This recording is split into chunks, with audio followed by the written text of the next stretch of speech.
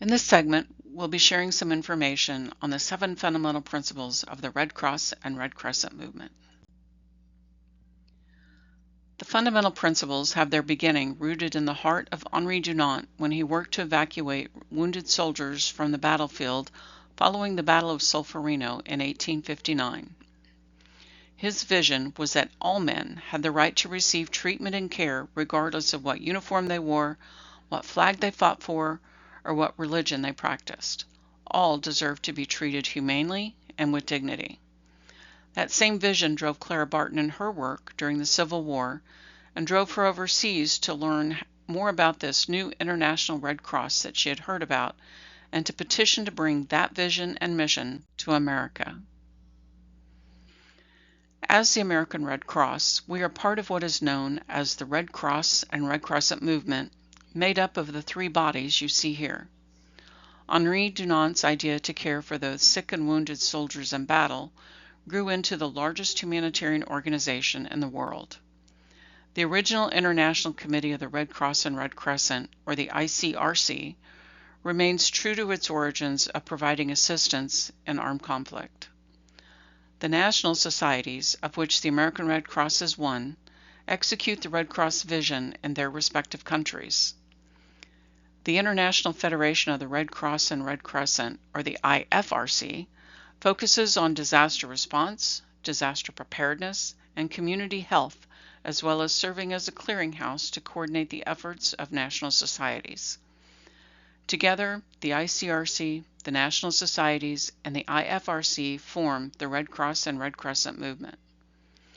All of these are independent bodies, none working for the other, but bound together by a common set of unifying humanitarian principles, our 7 fundamental principles.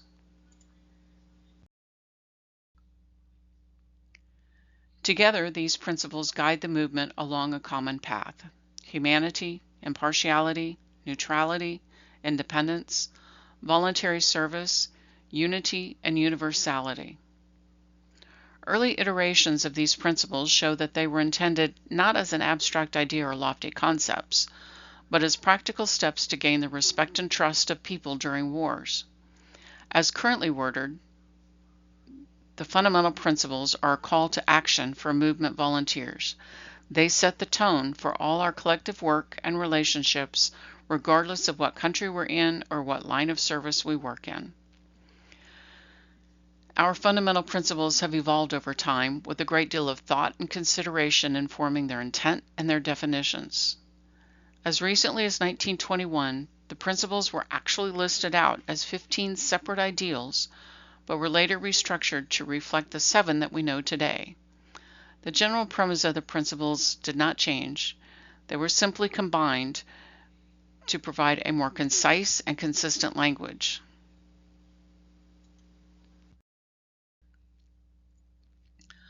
The principles as we know them today are considered to be hierarchic, meaning that they build onto each other for strength and purpose, so their order is reflective of that consideration. One of the key figures who helped craft the fundamental principles was Jean Pictet, whose 1979 commentaries on them were still used for reference. Pictet suggested that the fundamental principles can be arranged in a pyramid. Humanity is at the top as the overarching and essential principle, with all others following. Previous studies and reviews have defined the principles as belonging to 3 categories: the substantive principles, humanity and impartiality, which serve to define our purpose; the derived principles, neutrality and independence, which provide us with the tools to serve that purpose; and the organic principles, voluntary service, unity, and universality, which demonstrate the organization used in implementing those tools to serve that purpose. Humanity. It has been stated in various analyses and commentaries of the fundamental principles that if the Red Cross were to have only one fundamental principle, it would be humanity, and this principle has been referred to as the soul and spirit of the Red Cross. In addition to being one of the substantive principles, humanity is referred to as the essential principle, meaning that it is the very foundation that everything we do, and every other principle following, is built on. Impartiality. Simply put, this principle explains that assistance is provided based on need, regardless of any descriptor or classification. Age, immigration or legal status, socioeconomic status, religion, education, race, political party, how you identify yourself, none of that matters. Maintaining our impartiality provides the Red Cross the ability to access those who need help. Neutrality. The key word here is controversies, and the reminder that the Red Cross does not take sides. This does not mean that as representatives of the Red Cross we cannot have our own beliefs, opinions, views, values, or philosophies. Quite the contrary. This is what makes us all so unique and provides the organization with that rich and diverse collection of voices from our communities. This principle is reminding us that in order to better serve those who need us most and need us first, we must act neutral in carrying out the Red Cross mission. There will always be occasions when one side does not agree with another.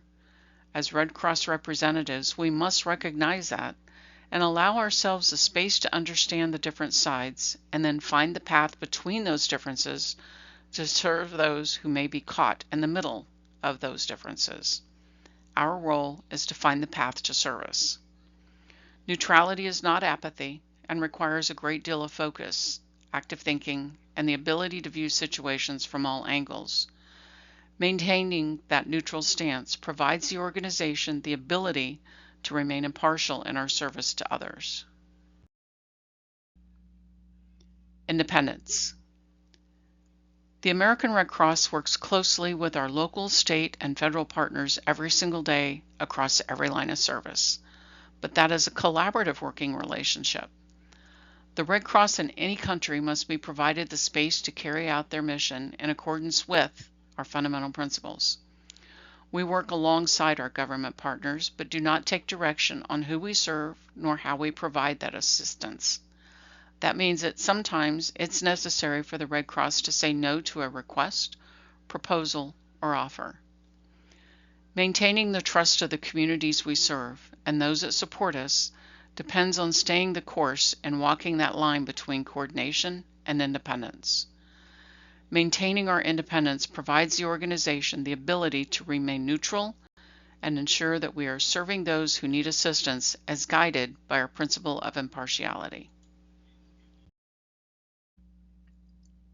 Voluntary service.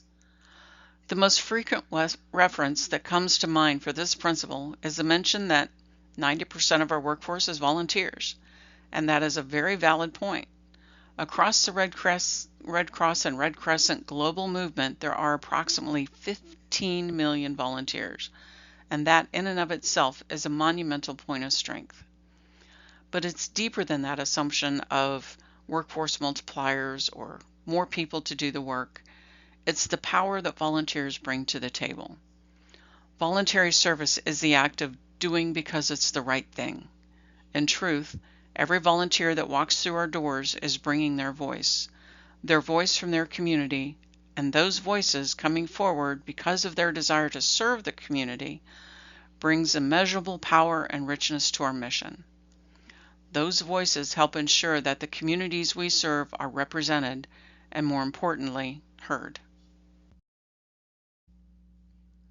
Unity.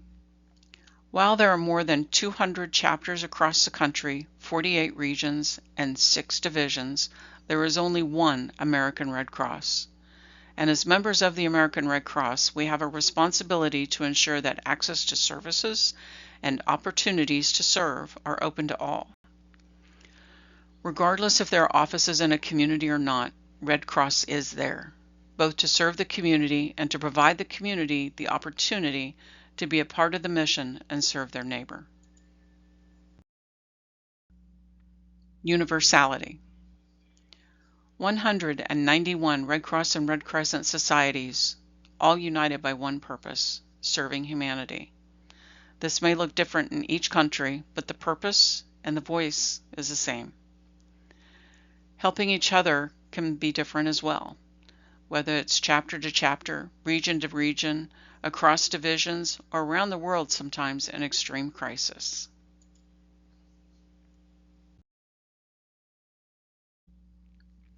In summary, each of our fundamental principles relies on the others for strength, purpose, and consistency, and they all begin with the commitment to serve humanity.